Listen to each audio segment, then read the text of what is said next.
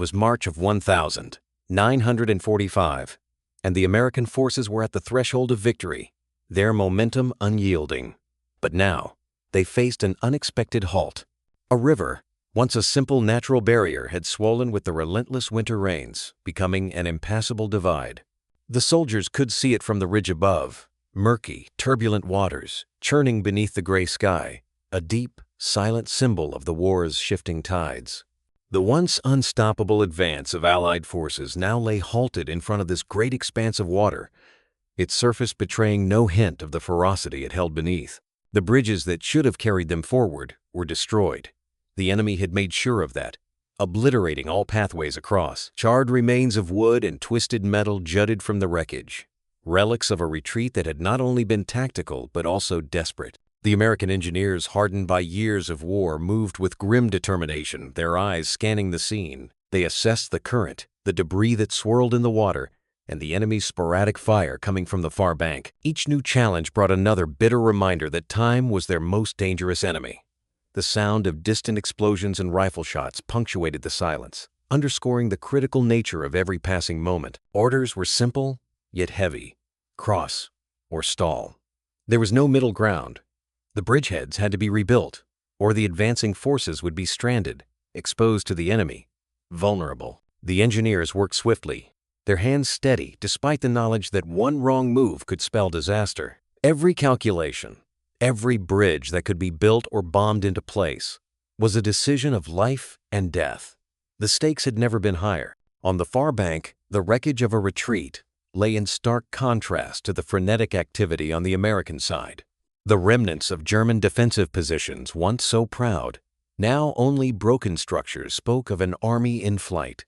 The land was empty, barren of the soldiers who had once stood there, replaced only by the cold silence of their departure. The shock of the moment, however, was not the resistance that had met them on the banks, but the absence of resistance. The war paused, not because of fierce opposition, but because the enemy had already gone. The engineers worked through the night, their hands numb, their minds sharp. But what they didn't know was that this river, this still, quiet expanse of water, would soon become a more formidable foe than any they had yet faced. And what lay beyond its shores would change the course of the war once again. The German withdrawal had not been planned for triumph, only for time. In their haste, Wehrmacht units abandoned towns, like footprints in the snow, visible but vanishing. The retreat was sudden, marked by speed rather than strategy, and the evidence of its chaos was left scattered across riverbanks, roads, and hollowed villages. Demolitions had been carried out with ruthless efficiency. Bridges were severed with shaped charges, rail lines twisted by explosive force, and key junctions rendered useless. But time betrayed them. Some charges failed to detonate. Others exploded too late or too early, leaving behind partial wreckage enough to disrupt, not to destroy. For every structure that fell perfectly, another stood just long enough to be used by the enemy. Equipment lay strewn across the muddy earth, guns without bolts, tanks drained of fuel, radios with their circuits shattered. Some weapons had been buried, others rigged to detonate if touched. Each object bore the mark of deliberate sabotage. The message was unmistakable. If they could not take their war machines with them, they would leave behind only ghosts, useless shells meant to slow, confuse, or kill. In the villages, shutters remained closed long after sunrise. Civilians crouched in basements, listening for footsteps that never came. German soldiers had vanished into the forests beyond, some to regroup, others to disappear. The retreat doctrine was not built around victory. It was designed to delay, to stretch out the Allied advance, just enough for something else to happen, though what that something was, even they no longer knew. The river that had once divided nations now served as a weapon of its own. Wide and cold, it was a natural trench backed by manufactured ruin. There were no organized formations to hold the line, only currents and silence. The Germans had turned geography into strategy and absence into resistance. When the Americans moved forward, what they found was not an enemy, but a puzzle. A battlefield stripped of defenders, filled only with a residue of intent. Progress had no target. The war, in that moment, felt paused, not by ceasefire, but by vacancy. But across the river, and deeper into the German interior, the retreat was not over. Something else was already taking shape, quiet, calculated, and far from finished. He was found at dawn, half-shadowed by the trees, standing just beyond the frost-bitten edge of the riverbank. A single German soldier, alone, motionless, his breath rising in pale clouds against the morning chill. There was no weapon in his hand, no panic in his posture. When the American patrol raised their rifles, he did not flinch. He raised his arms without urgency, as though the war had already left him behind. His uniform bore the insignia of the Wehrmacht, but the details told a quieter story. He was not infantry. A faded patch, tools at his belt, and the reinforced knees of his trousers revealed him as an engineer. His hands were blackened with oil and soil, not gunpowder. In a war that demanded destruction, he had built things, structures, circuits, bridges meant to fall. The guards who led him away noticed what he lacked. No rifle, no sidearm, no paper orders. Just a worn satchel filled with wire, pliers, and a spool of detonation cord. Tools of retreat, tools of delay. What he carried said more than any confession might have. Interrogation began with caution.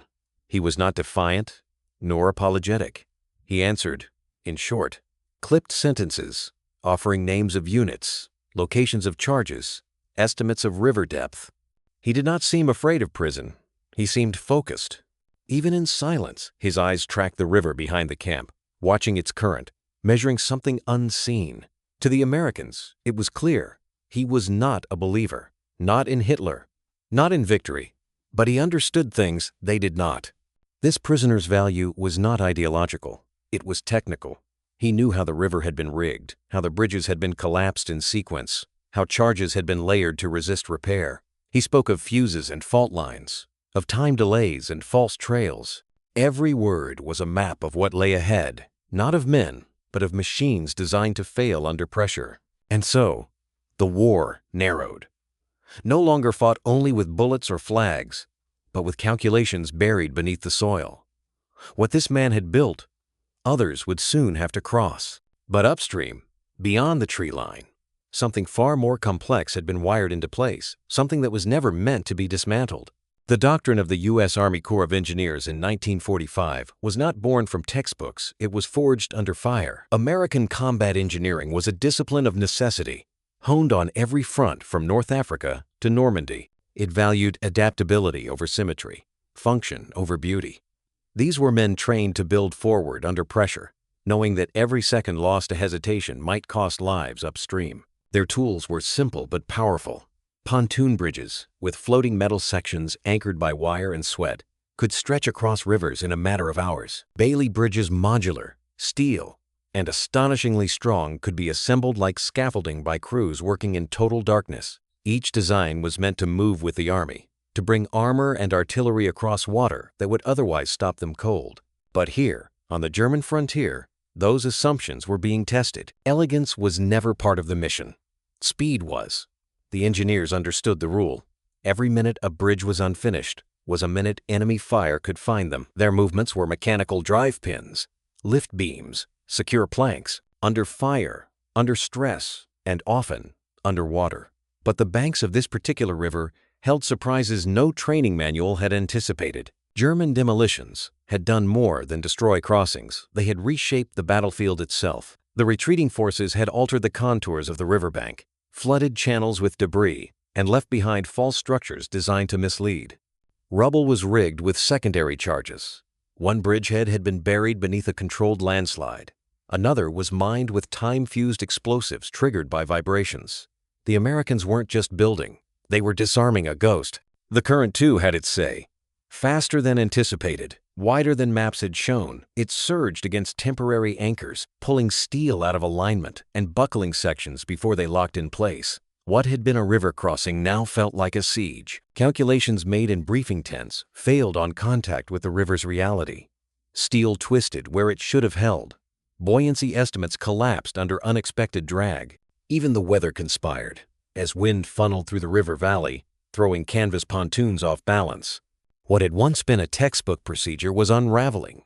The river revealed new constraints, not from enemy fire, but from physics. Weight, force, resistance variables no officer could shoot at, but all had to overcome. The doctrine was sound, but doctrine didn't float tanks.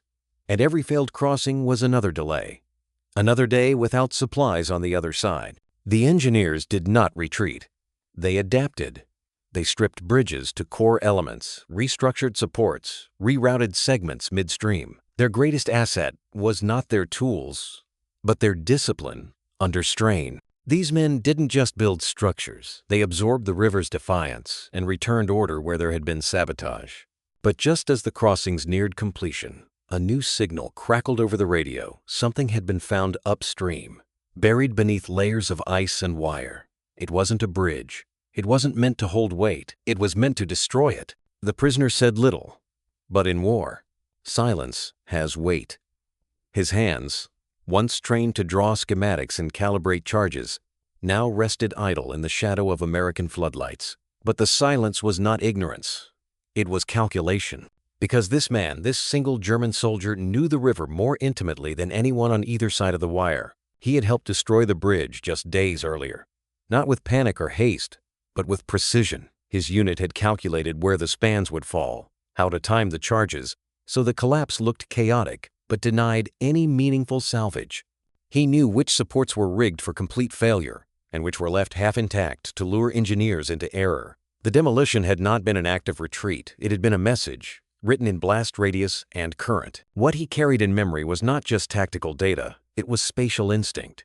He knew the old bridge's anchoring points, the depth variations beneath the surface, the places where silt had shifted under strain. He understood the currents not in theory, but in consequence, where the flow sheared steel, where it pulled pontoons out of alignment, where it looked calm but betrayed deadly turbulence underneath. To the Americans, these were numbers that had to be guessed.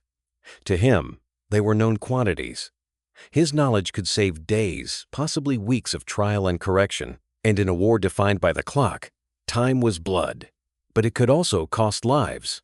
One faulty coordinate, one misremembered depth, and an entire span could collapse under armored weight. Trusting him was not just a gamble, it was a burden. The engineers didn't speak of reliance, but as each attempt failed, their attention drifted inevitably back to the man behind the wire. When he spoke, he did so carefully, one sentence at a time, never overreaching, never volunteering. He offered no ideology, only utility.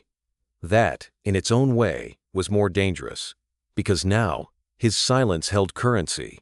He didn't need to escape, he didn't need to resist. All he had to do was wait. And in that waiting, he gained leverage, because each failed calculation confirmed his worth. Each wasted day without a working span strengthened the case for listening and weakened the barrier between enemy and instrument. His silence became a form of power, quiet, patient, and exact. He was not defiant. He was deliberate. The Americans, for all their strength and doctrine, now found themselves orbiting the knowledge of a man they could neither trust nor ignore.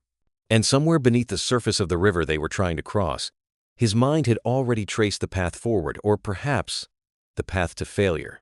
But what no one yet understood was this: the river was not the only thing he had helped design. Further upstream, embedded in the very terrain they had yet to explore, something else lay waiting, wired, buried, and still untouched. In war, capture does not erase suspicion, it merely relocates it. Prisoners of war are classified, processed, and guarded, not because of what they might do, but because of what they already know. The American command understood this. Every German soldier who crossed the lines with raised hands became, by protocol, an asset, but never a partner. Sabotage was not feared, it was expected. The very function of the enemy engineer was subversion, to dismantle, disable, deceive. These were not men conscripted for frontline combat, but trained specialists, educated in the precise mathematics of destruction. A German combat engineer did not simply plant explosives. He understood delay fuses, structural weak points, and the psychology of those sent to rebuild what he had broken.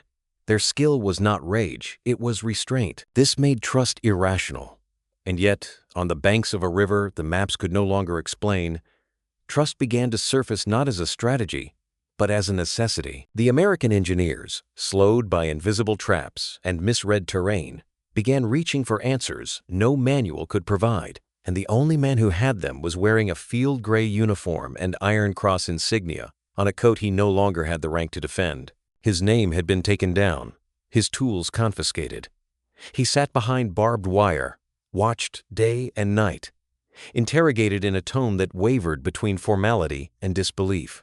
But what he offered, quietly and without pride, was something more useful than ideology. He offered precision. He described how charges were placed at load points, how decoy wires were made to look live, how certain detonation patterns were used not to kill, but to delay. Command debated every word. To use his insight was to gamble on deception. To ignore it was to stall indefinitely. Officers disagreed behind closed doors. Some cited Geneva protocols. Others cited Normandy, where trusting anything left behind had cost men their lives. But the river had no patience for certainty. It pressed against both banks, rising with meltwater, chewing through anchors, swelling beyond projections. The American timetable was no longer theoretical. It was drowning. So necessity began to erode certainty. Engineers, under direct supervision, began to test fragments of the prisoner's information. A suggested fuse location turned out to be accurate. A decoy bridge revealed the exact tripwire he had described. And when they dug at the far embankment, where he claimed a secondary charge had been buried beneath frozen soil, they found it exact depth, exact wiring, still armed. He was not trusted, but he was listened to.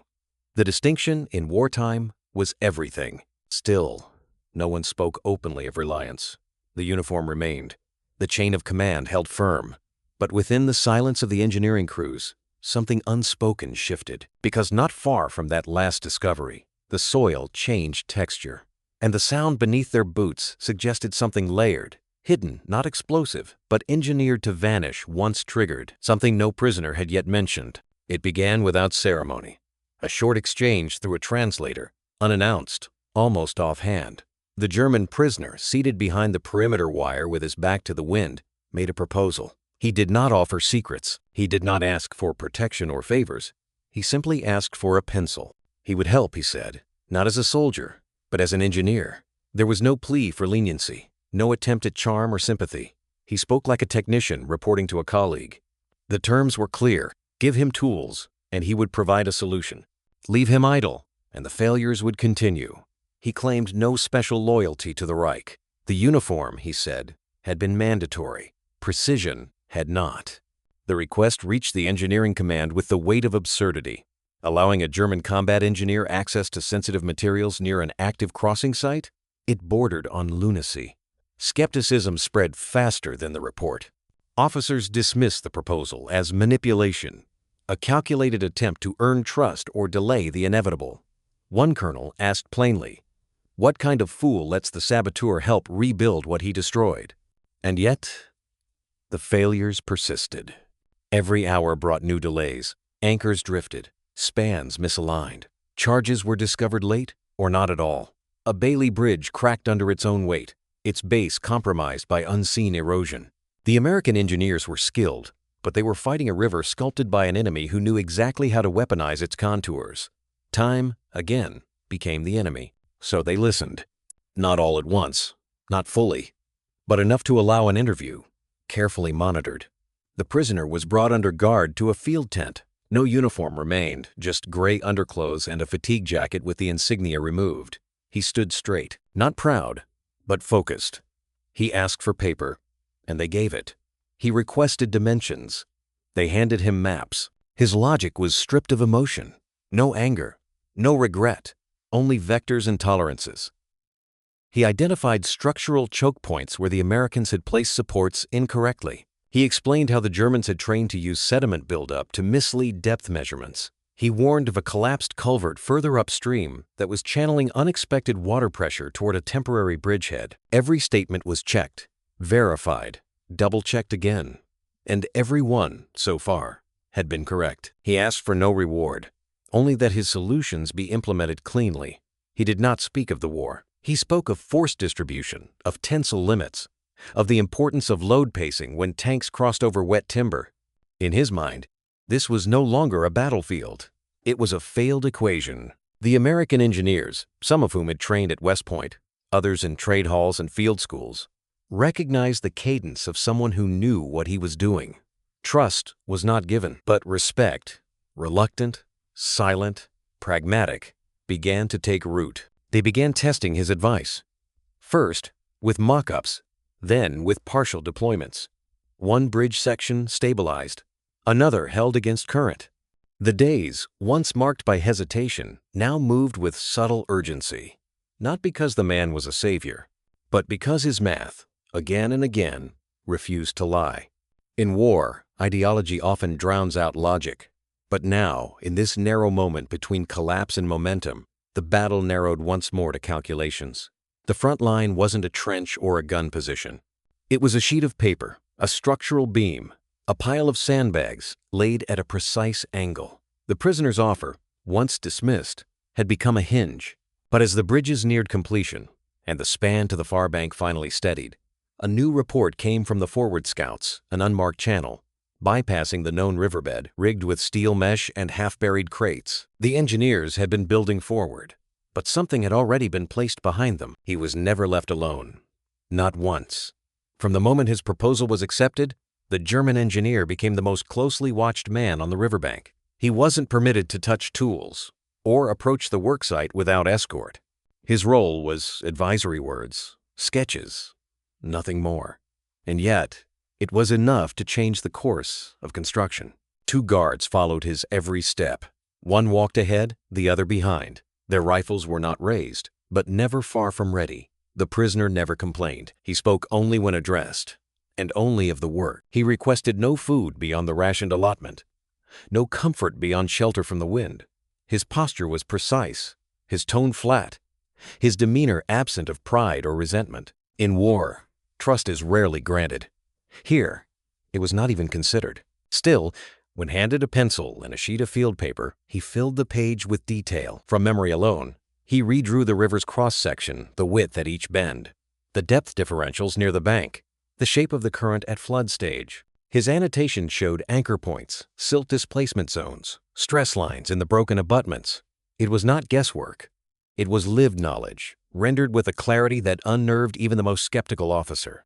The engineers compared his sketches against their recent surveys. The alignment was not approximate, it was exact. He corrected assumptions they hadn't yet tested. Where they'd placed anchors in soft soil, he redirected them towards submerged stone. Where their buoyancy models failed under tank weight, he showed how to brace with staggered pontoons. It wasn't intuition, it was calculus. The results were almost immediate. Failures that had plagued the bridging effort, collapsed sections, misaligned trusses, dragged anchors, began to decline. Bridge crews, hardened by weeks of frustration, now moved with renewed tempo. Materials were deployed more efficiently. Adjustments once met with guesswork were now made with confidence. Each successful hour chipped away at resistance, not in strategy, but in sentiment. But suspicion remained. Some believed the prisoner was manipulating the build, slowly setting the Americans up for collapse. Others feared a final act of sabotage, perfectly timed. The guards stayed close, radios tuned, orders clear. If he moved beyond instruction, they were to respond without hesitation. The line between advisor and enemy remained intact.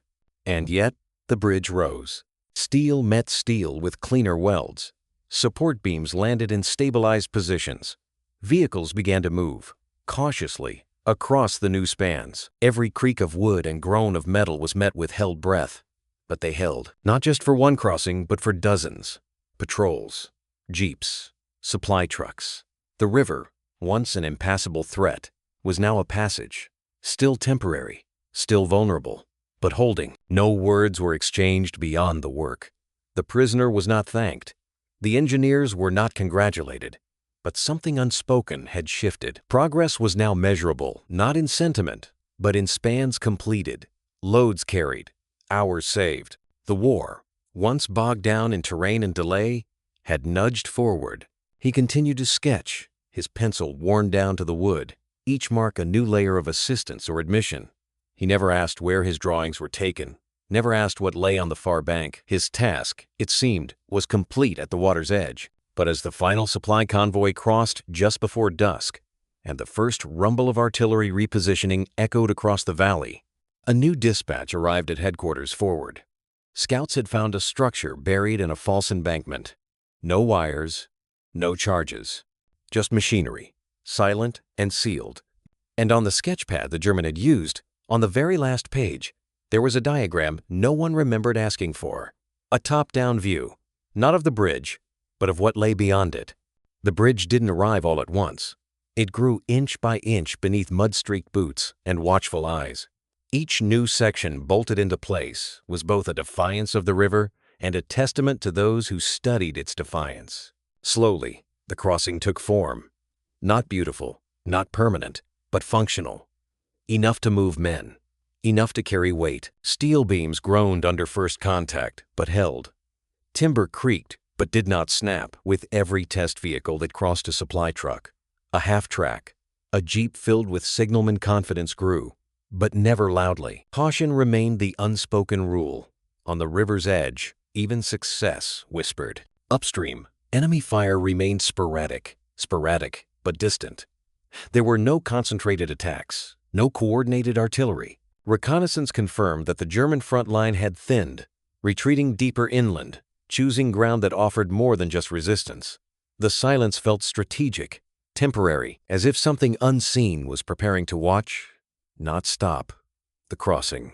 And so, the German prisoner was permitted closer, still guarded, still unarmed, but no longer confined to the edge of the site. He stood now beside the American engineers, just behind them, but no longer behind the wire.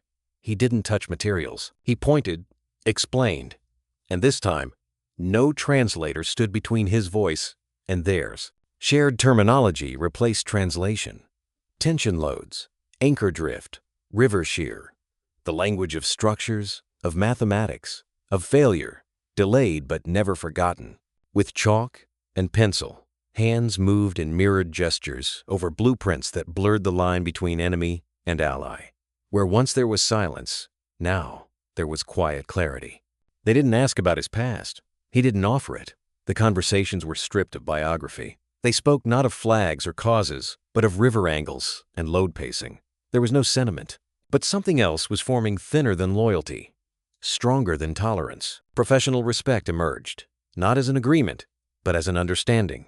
These were men trained to know weight, to solve problems beneath pressure. They recognized in each other a precision born not from ideology, but from necessity. When one engineer hesitated on a placement, the German would nod not to command, but to confirm, and the work continued. Trust did not arrive like forgiveness.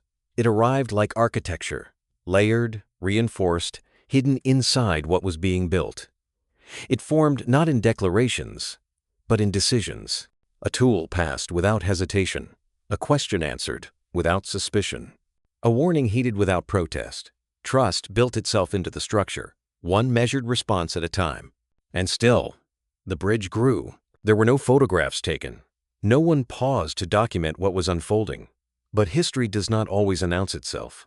Sometimes it lies quiet, inside actions that seem purely mechanical. A German prisoner offering advice on American scaffolding. An American sergeant nodding, just once, before laying the next plank. What had begun as a contested crossing had become something else entirely. Not peace, not absolution, but a kind of shared alignment, as if, in this narrow corridor of steel and silt, the war had bent just slightly toward mutual survival. But bridges are not endings. They are transitions. And as the final stretch neared completion, with the river finally spanned from bank to bank, a new sound echoed across the trees. Not gunfire, not artillery. A deep, rhythmic hum, mechanical, constant, unfamiliar. The engineers turned. The guards raised their heads. And in the distance, behind a stand of pines, the shape of something man-made began to emerge. Not a bunker, not a vehicle. A structure half buried, humming, alive. It was not marked on any map. The German said nothing, but he had drawn it. The bridge had nearly reached completion. Steel and timber arced across the swollen river like a thin, deliberate thread, each plank, each beam, placed under pressure and prayer. Convoys waited on the far bank. Troop movements were synchronized. The operation was hours from success. And then the river shifted. A groan echoed from beneath the central span, low at first, then unmistakable. One of the supporting pontoons had begun to buckle. The current, made unpredictable by thaw and time, had found a weakness in the anchor alignment. Within minutes, the load on the midsection doubled, pressing weight toward a breaking point. Timber began to splinter. A ripple of panic moved through the crews. Orders came fast and final. Pull back. Suspend traffic. Evacuate the structure. Engineers were already calling for stabilizers, shouting over wind and water. If the failure spread, the entire span could collapse not just into the river, but downstream into supply routes that couldn't afford a second delay. In war, collapse is contagious. Amid the shouting, the German stood silent. Then he stepped forward. He didn't ask for permission to speak. He simply spoke. The flaw, he said, wasn't structural, it was corrective. The emergency adjustments made earlier that day had shifted the central load-bearing beam off its natural center. The river hadn't failed the bridge. The humans had. He requested permission to enter the water. It was not a dramatic appeal. There was no urgency in his voice, only clarity. He would reach the unstable pontoon. He would realign the anchor. It would take minutes, but it had to be done from beneath, where currents were strongest and visibility nearly zero. No diagrams, no sketches. This time, the work could not be advised. It had to be done. The request triggered silence. For a moment, even the river seemed to still. Denying him meant accepting collapse, perhaps not immediately, but soon. Approving him meant sending a German prisoner into the heart of the crossing, unsupervised, in the water, beneath American infrastructure. If it was sabotage, it would be the perfect moment. If it wasn't, it could be the only chance to save the structure. The officer in charge hesitated, not out of indecision, but out of memory. The same man who had helped destroy the first bridge was now offering to preserve the second. It was a contradiction no doctrine could explain. And yet, beneath all calculation, war often narrows to instinct. Approval was given. One sentence. No ceremony, just a nod. They fitted him with a rope line. He refused flotation, slipped into the current without a word. The water was freezing, black, loud. The guards watched, weapons half raised, not in aggression, but uncertainty. For nearly 3 minutes, there was nothing. Then a signal, 2 tugs on the rope, the code for anchor release. When he surfaced, he was coughing, cold, shaking, but alive. So was the bridge. With the pontoon realigned, pressure dropped immediately. The span settled. Engineers scrambled to reinforce. Traffic resumed before nightfall.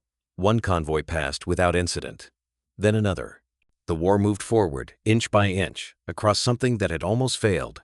The German was returned to the tent. No words were exchanged. He dried his hands alone. There was no celebration, no commendation.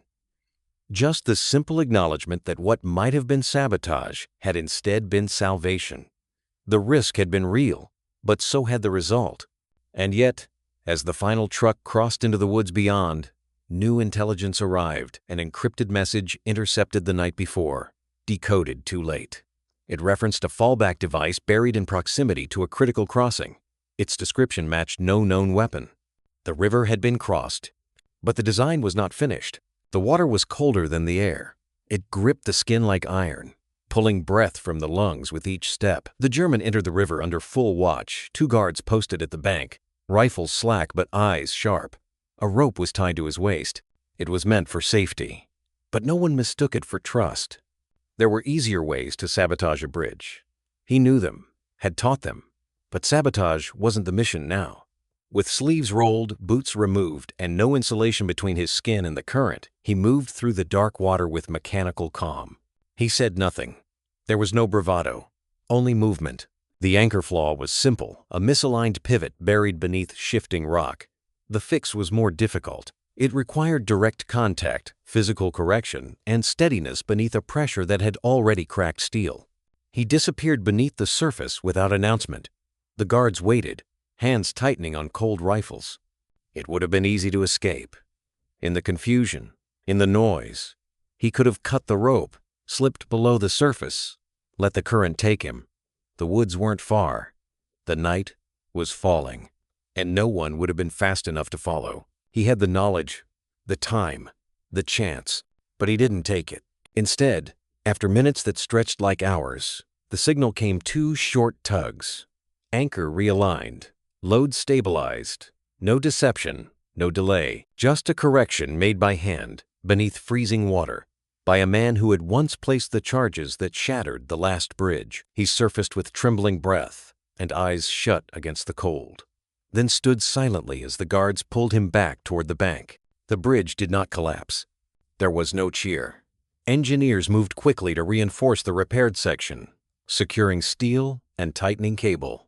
The convoy waiting at the tree line resumed its forward movement. What had nearly broken became, again, a structure. Soldiers crossed without knowing the risk that had passed beneath their wheels. A moment of near failure had turned into a footnote, but the moment was not forgotten. The German sat in dry clothes that evening, wrapped in a coarse wool blanket, his hands still raw from the cold.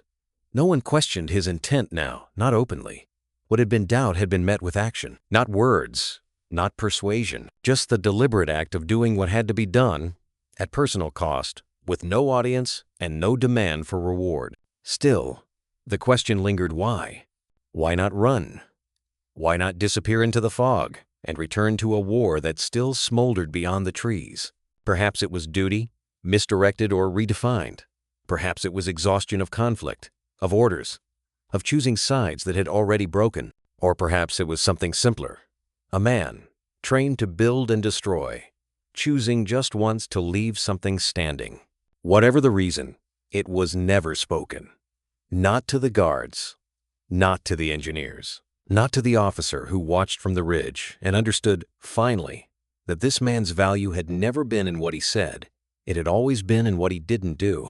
And when asked again for his name, the German gave it clearly, not to conceal, not to defy, just to place it, finally, on record, without pride, without apology. The war would move on from that river, carried by trucks and tanks that now passed freely across the bridge he had helped stabilize. But behind them, in the damp silence of the valley, a decision had been made that would never be debriefed, never be decorated, and never be forgotten. Because even as the water receded and the front line shifted, one fact remained.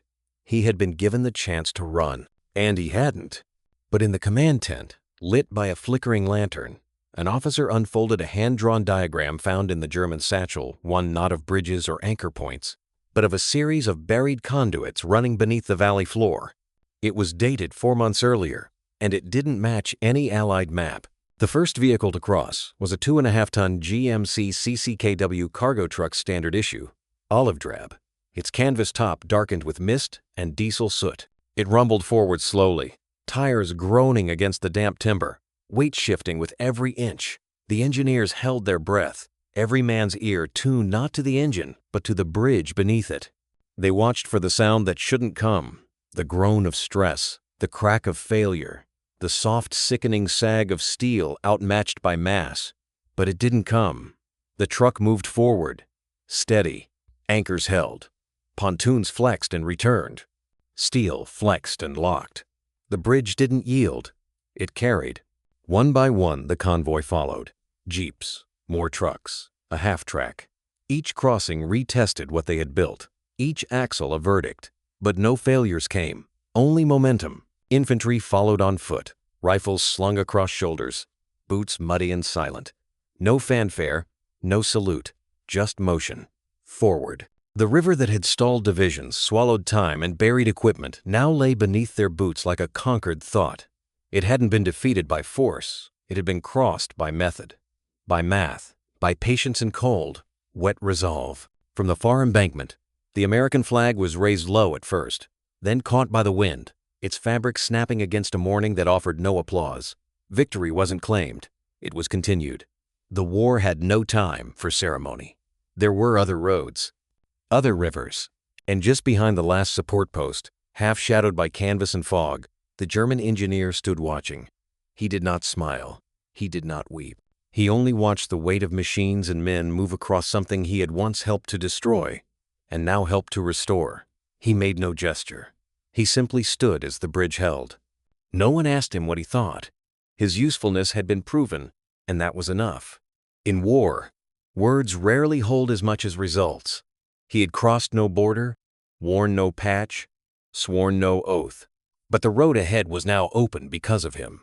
The engineers gave no recognition beyond nods. A single wrench handed to him without hesitation. A coffee ration passed his way without remark. Trust was no longer questioned. It was quietly assumed, built into the structure like an unseen beam. In the command tent, the hand-drawn map he had left behind lay unfolded once more. The lines etched across it traced buried conduits, false embankments, access hatches with no visible entry. It was not sabotage. It was preparation design left behind in case the tide turned. Perhaps a plan never completed, or a weapon waiting for a future war. But for now, the war moved on. Across the bridge came the next column, and then the next. What had taken weeks to plan, days to build, and minutes to risk was now routine. The crossing was no longer a feat, it was a route, one made possible by a single decision: to listen to the man they weren't supposed to trust. The German didn't follow the convoys. He returned to his tent, silent, not forgotten, not forgiven, but no longer defined by uniform alone. The river, once swollen with rain and retreat, now carried only the faint tremor of footsteps overhead. The bridge held, and somewhere behind the lines, a demolition charge buried months earlier sat dormant in the mud, untouched, unarmed, and drawn on a map only one man had seen. But farther east, in a factory once repurposed for civilian use, a different kind of engineer was working on something else, smaller, faster, easier to hide. And this time, it wouldn't need a bridge. He never asked what would happen next. The bridge was complete. The war, at least in this sector, had moved on. And yet the German engineer remained still within the cordon, still wearing the same weather-stained clothes, still under light guard. He ate alone, slept in a cot near the edge of the camp, watched trucks pass toward the front, their engines droning into the fog. He understood what his cooperation meant, not just in tactical terms, but in political ones. By aiding the Americans, even as a prisoner, he had crossed a line that wartime did not blur. There was no scenario in which his contribution would be accepted by those waiting behind German lines. His knowledge, once an asset, was now a mark. Returning home would not mean safety, even if he were released. Even if the paperwork was processed and the war's outcome rendered his actions moot, his name would carry weight it had not earned through rank. He had rebuilt what his army had destroyed. He had advised the enemy, not under torture, but by choice. Not from fear, but out of something else entirely. That choice could not be undone. He did not speak of regret. But each morning he walked to the riverbank and stood in silence, watching the water run beneath the bridge he had helped preserve. Not proudly, not mournfully, just attentively. He measured the current with his eyes, noted the strain on the moorings, still thinking in terms of design, of longevity. No one asked why he had helped, perhaps because they no longer needed to. He had made his reasoning clear, not through argument, but action. When given a problem, he solved it. When presented with failure, he corrected it. Allegiance, for him, had never been ideological. It had been structural. A question of whether something worked or didn't. He valued completion over allegiance. That made him dangerous in a war shaped by symbols. In the eyes of command, he was useful but never neutral. He had chosen function over flag, and that made both sides suspicious. He did not embrace his captors, but he had not resisted them either. He had simply acted. And in war, action is never apolitical. Survival now depended on integrity, not innocence, not loyalty, not even belief, but the consistency of character, a kind of private logic that could be observed, even if it could never be fully trusted. The American engineers who had once eyed him with hostility now moved past him without concern. He had proven his value, but not his place. There were whispers, of course, that perhaps he would be handed over to intelligence, that someone higher in command would question his motivations, or worse, that when the bridge was no longer critical, neither was he. Still, he remained. In moments like these, the cost of cooperation becomes clear, not in prison bars, but in permanence. He could no longer return to what he had been. His uniform, stripped of rank and patched with American thread, would not earn him forgiveness from his former comrades. Nor would it protect him here. He existed in the space between systems, neither traitor nor hero, just necessary. The war reshapes loyalty into consequence. For every choice, there is a ledger, and his was now full. Names, sketches, wire routes, anchor placements, a signature at the bottom of a construction log that would later be typed into an official report. Not forgotten, not erased. Just recorded, quietly, in the margins of a war not yet concluded. And perhaps that was the point. That cooperation, once given, never returns clean. It leaves residue, and that residue reshapes the man. He did not speak of the future. When asked where he thought he would go, he answered simply, "That depends on who survives." He knew the war would not end neatly, that when lines were redrawn and tribunals convened, the question of loyalty would not be measured in intention but in evidence, and there, in the silence of his contribution, lay the weight of his decision. Not all bridges are built with steel. Some are built with decisions made in moments when neither side is watching, when the river is high, when the current is fast, when the only tools available are memory and judgment, and the hope that what you are building might be strong enough to bear the weight of your own choice. The German had made that choice. He had crossed, not the bridge, but the boundary between duty and design, between loyalty to an outcome and loyalty to a principle. He had chosen to build, and in doing so, had torn down every simple label that war tries to assign. But what no one yet knew, what not even he could have foreseen, was that the final structure he had helped create would one day be remembered not for how it carried tanks across a swollen river, but for the decision it forced a single man to make, a decision measured not in meters or minutes, but in silence, and in what he did not choose to destroy. This story is not about betrayal reframed as heroism. It is not an attempt to reverse the lens, to shine light on darkness until it becomes comfortable, or to elevate a single act into something it was never meant to carry. The man at the center of it, wet boots, worn hands, no country left to claim, did not ask for a monument. He did not perform a deed for redemption. He simply acted, and what followed was not reconciliation. There was no handshake, no absolution, no treaty written between one man and the war that defined him. His decision, measured, mechanical, without drama, did not bring two sides together. It only prevented them from being pulled further apart. The bridge stood because he had made it stand. That fact required no embellishment. It did not mend what had been broken. It only kept more from breaking. This is not a story that excuses the war. What surrounded that river, what preceded it, and what followed was brutality, systemic and deliberate.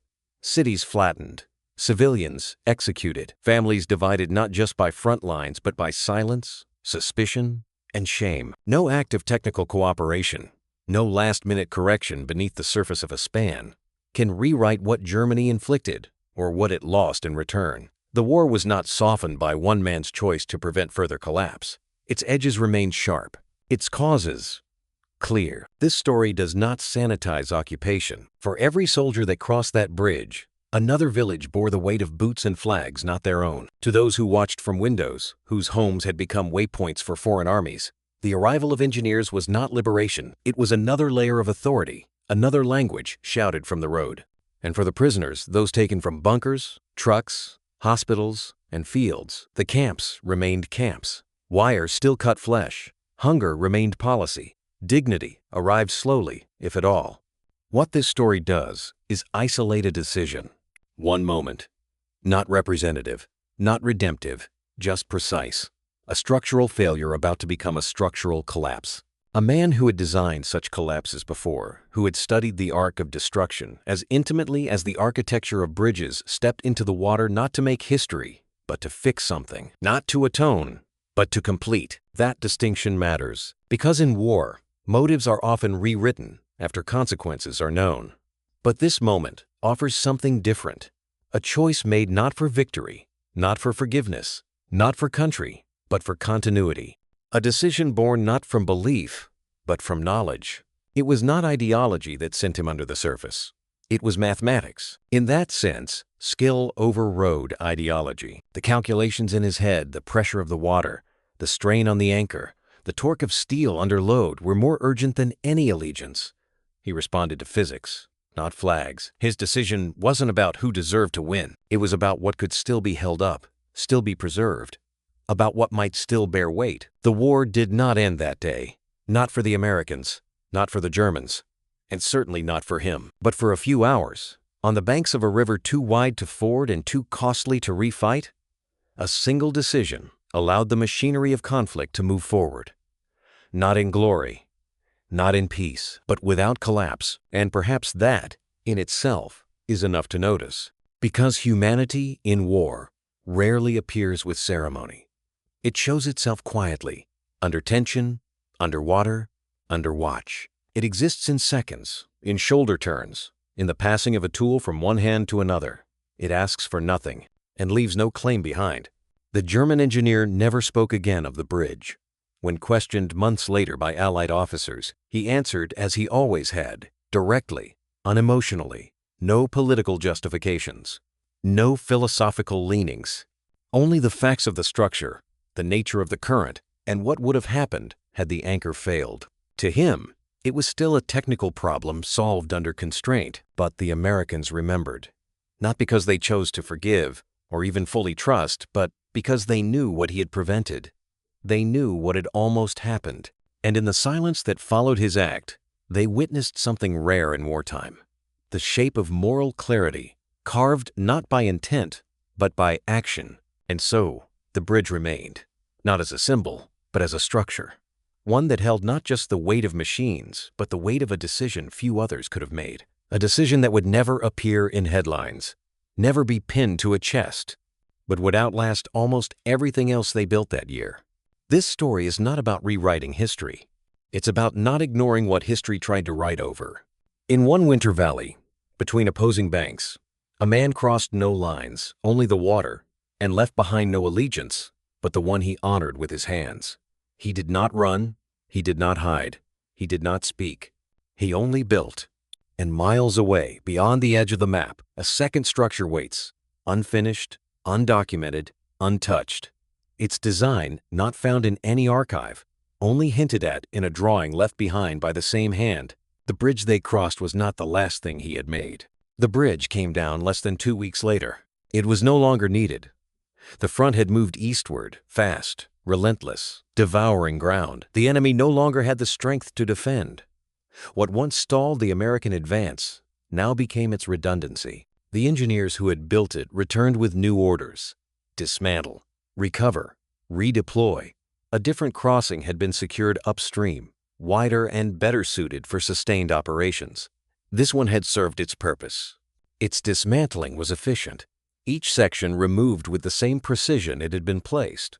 Bolts undone, cable reeled in, pontoons drained and stacked. There was no ceremony, no photograph, no final salute. It disappeared as quickly as it had risen, reclaimed by crates and transport trucks. In the official record, it was listed by classification only. A Class 40 modular span, constructed March 1945, operational for 11 days. There was no mention of the man who had saved it, not in the typed after-action report, not in the daily logs, not even in the notes appended by the site commander. The structure's failure had been narrowly averted, the record acknowledged, due to on-site corrective adaptation, a phrase that flattened reality. No rank, no signature. No acknowledgement of the German engineer whose calculations had kept the load-bearing beams from buckling. He vanished behind the language of logistics. The war didn't need his name, only his function. He was processed into a new camp, this one farther from the front, colder, quieter, somewhere in the hills of France. The Americans sent him there under standard protocol. A low-risk technical detainee, non-combatant, cooperative. His intake form listed no disciplinary notes. No affiliation beyond military service. No outstanding charges. Just a name. And even that began to blur in the stacks of reports, filed alphabetically, reduced to serial numbers and categories. The bridge forgot him. The war moved forward. Towns fell. Armistices neared. Flags changed hands. Men who had commanded regiments surrendered with less impact than he had made over a single week in March. But that impact was invisible. Tactical, not symbolic.